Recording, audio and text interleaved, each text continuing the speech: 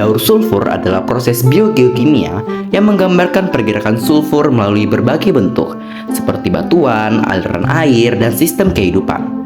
Definisi lain dari daur belerang atau sulfur yaitu perubahan sulfur dari hidrogen sulfida menjadi sulfur dioksida, lalu menjadi sulfat dan kembali menjadi hidrogen sulfida lagi. Sulfur di alam ditemukan dalam berbagai bentuk. Sulfur adalah unsur penting yang ditemukan dalam protein dan senyawa organik lainnya. Nah, karena perannya begitu penting, yuk kita ketahui bagaimana sih proses-proses dari daur sulfur di alam. Siklus sulfur diawali dari aktivitas sebuah gunung berapi dan asap karbon dari sebuah pabrik. Dari gas-gas tersebut menghasilkan suatu gas senyawa di atas langit, yaitu senyawa SO2 atau senyawa sulfat. Senyawa sulfat tersebut akan bereaksi dengan air yang menguap dari laut. Dari reaksi tersebut menghasilkan sebuah awan, dan dari awan tersebut akan menghasilkan sebuah hujan berupa hujan H2SO4 dalam bentuk hujan asap.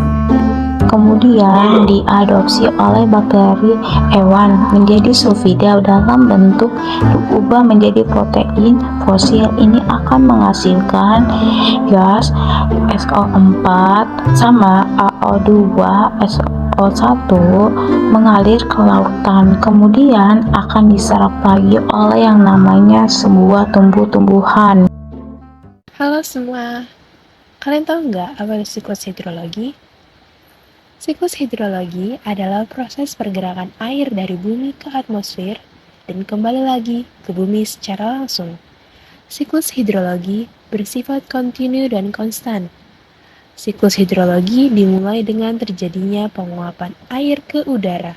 Air yang menguap tersebut kemudian mengalami proses kondensasi atau penggumpalan di udara yang kemudian membentuk gumpalan-gumpalan yang dikenal dengan istilah awan.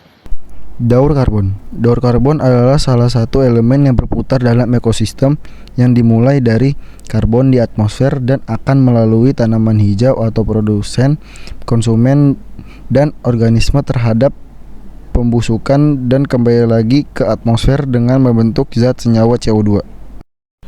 Daur karbon dimulai dengan penyerapan CO2 di udara oleh tanaman untuk proses fotosintesis. Melalui proses fotosintesis akan menghasilkan oksigen. Oksigen yang dihasilkan akan dihirup oleh hewan dan manusia untuk proses respirasi. Dalam proses respirasi hewan dan manusia akan melepas CO2.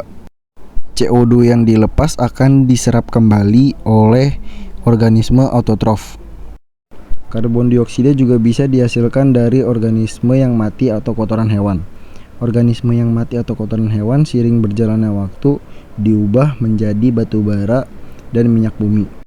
Batu bara dan minyak bumi yang dihasilkan digunakan untuk aktivitas manusia. Asap pembakarannya dapat menghasilkan CO2. CO2 yang dihasilkan akan diserap kembali oleh organisme autotrof. Adalah proses alami di mana nitrogen berpindah di antara atmosfer, tanah, dan organisme hidup. Dalam siklus ini terdapat beberapa tahapan, salah satunya adalah daur siklus nitrogen. Daur ini melibatkan bakteri yang mengubah senyawa nitrogen menjadi bentuk yang dapat digunakan oleh tumbuhan seperti amonium NH4+ dan nitrat NO3-. Tumbuhan kemudian menggunakan nitrogen ini untuk pertumbuhan mereka. Ketika tumbuhan mati atau dimakan oleh hewan, nitrogen kembali ke tanah melalui dekomposisi organik. Selanjutnya, bakteri melakukan denitrifikasi, mengubah senyawa nitrogen kembali menjadi nitrogen gas di atmosfer, menutup siklus tersebut.